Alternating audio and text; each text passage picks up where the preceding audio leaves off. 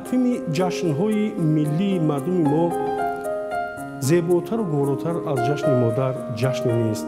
این شاید از آن سبب است که بزرگتر در زندگی از مادر فرد نیست و فراگیرتر از محبت مادر محبت نیست. به این معنی بلزاک بزرگ میگوید تنها مادران میتوانند ما رو 9 ماه در بطنشان 3 سال دیگر در کف و بغلشان بگیرند و عمر در قلبهایشان جا نمایند. جامی بزرگوار میفرماید سرز مادر مکش که تاج شرف گردی از راه مادران باشد. یا خود حسین واعظ کاشفی با الهام شاعرانه از یک حدیث نبوی فرموده خیلی زیبایی دارد: جنت که رضای مادران است، اندر ته پای مادران است. خواهی که رضای حق بیابی، آن کن که رضای مادران است.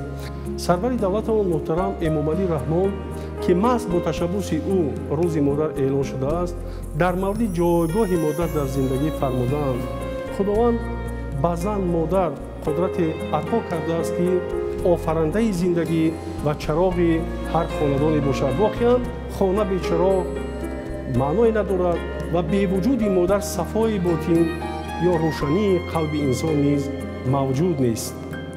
اکنون میگذاریم به عملیه برنامه.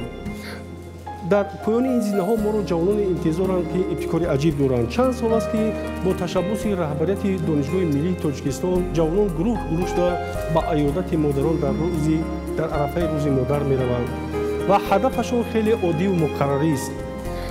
با مادرانی که بازنشستند در محیط خانواده گلهای بهاری تقدیم می کنند و از صحبتشان پند می گیرند.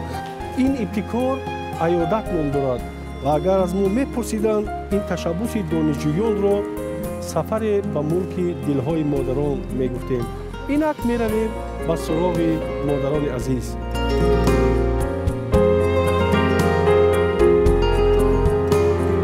مکرمه قاسمова استاد محقق عالمه صاحب مکتب مادر مهربان، انسانی که توسط زحمت و رنج علم و تعلیم شرف و اعتبار نه تنها در جمهوری بلکه بیرون از آن نیز حاصل نموده است. زبانشناس شناخته، دکتر علوم فیلولوژی، پروفسور، عضو وابسته اکادمی علم‌های جمهوری تاجیکستان مکرمه قاسمова با فعالیت بیش از 60 ساله عالمی و آموزگاری نقش و سهم مهم خویش را در تربیت نسل نورس و رشد علمی زبانشناسی گذاشته در بین اهل زیا چون استادان معروف گردیده است. معلم عزیز، برای ما جوانان دانشجویان فعالیت شما این یک درس حکمت است. خوب میشید که بهترین لحظه فراموش نشونده حیات خود را نقل میکردید. وقتی که اولین بار به 1 سپتامبر سال 1950 به درس آمدم، معلمایی که به ما درس میدادند اولین درسی شریف جان حسین زاده بود. بعد باز روزهای دیگری بسیار خیلی خوبی فرح بخش و اون روزهای بسیار فراموش نشدنی بود در دانشگاه. همین سن و سالی من بر اینها درس‌های معلمان بسیار نمایان رو گوش کردیم. مثلا اکادمیک عبدالغنی میرزویف، بابا جان نیاز محمدов، بعد معلمان بسیار فرزانه، این دادا جان تاجیف، صاحب تبرف، واحد اسراری، بهاوالدینов، ارکایف، مولا ارکایف و بسیاری ها رو من نامبر کردن نممکن که من از این بسیار چی گویم بسیار میفخرم، فخر میکنم که همیشه آدمان بسیار بزرگ رو درسای آنها رو شنیدم و از آنها نه تنها علم آموختم بلکه در حیات یک آدم و آدمیگری رو هم. معلمه جان، ما همچنین در نوبت خود میفخریم از آن که شما استاد ما هستید. شما از نام گذشتگان یاد آوردید که در حقیقت بسیار انسان‌های سزاوار هستند، بسیار انسان‌هایی هستند که تمام دولت ما افتخار با آنها دارند. ما هم افتخار از آن داریم که شاگرد شما هستیم. سلامت باشید. من امروز با همکاران دانشجوها میتوانیم با شما در سر یک میز نشسته صحبت کنیم. از این چیز ما هم افتخار داریم. سلامت باشید.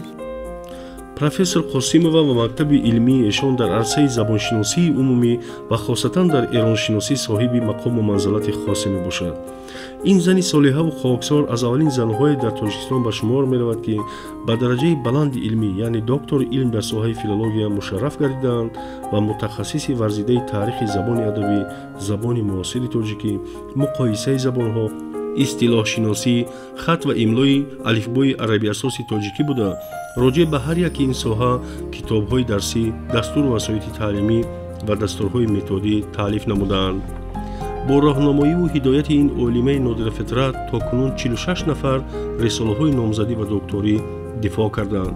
ҳамакнун эшон узви комиссияи аттестатсионии назди ҳукумати ҷумҳурии тоҷикистон мебошанд ва дар ин самт низ барои ҳидояти муҳаққиқони ҷавон ба роҳи дурусти таҳқиқ ва бо ин роҳ ба рушди илм саҳми хешро мегузоранд.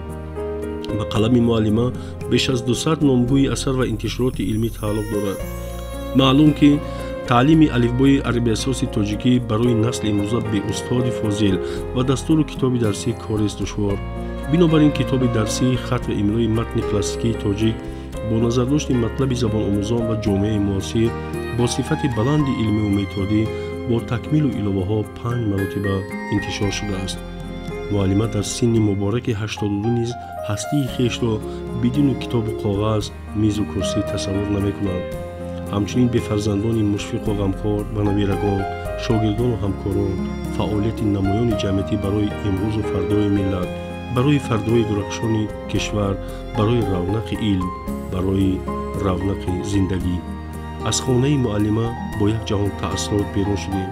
ғайриихтиёр байти ба хотирамон омад. ё раб дили бозаш де, сад умри дарозаш де, фахраш деҳу нозаш де, то фахр бувад моро.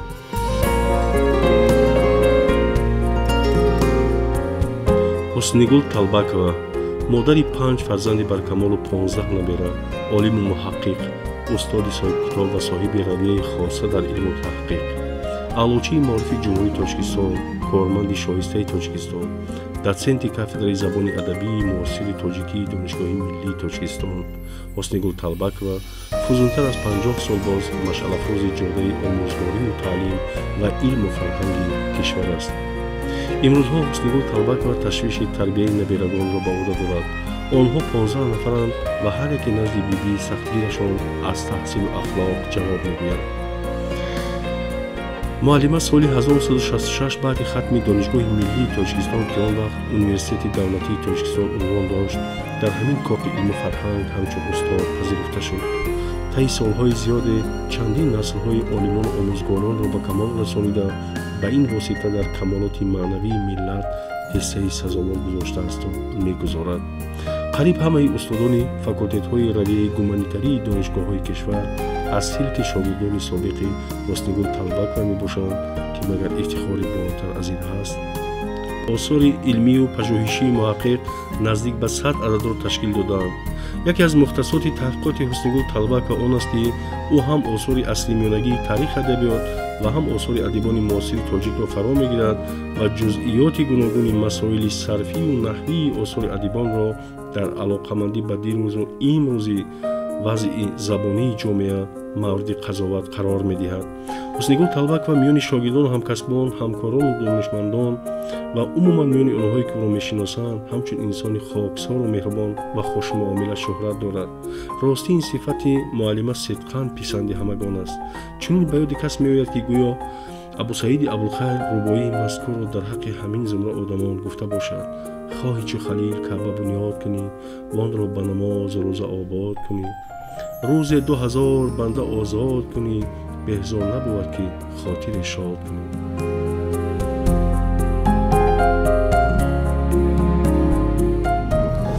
зан модар аввал ғами рӯзгор, баъдан ғами тифл, баъдан ғами шавҳар ва охири охирон ғами худро мехӯрад. дар олам ягон муҳаббат ва шафқате нест ки ҷои муҳаббат ва шафқати модарро бигирад. از این دیداربینی که با مادران مهربان، مادران بازنشسته همراه با دانشجویان نصیب ما گشت، این دو حکمت به حکم اثبات رسید. مادران رو احتیاط کنید، از حال آنها با خبر باشید، با مادران خویش عزت و اکرام داشته باشید. عیدتون مبارک مادران عزیز و ارجمند.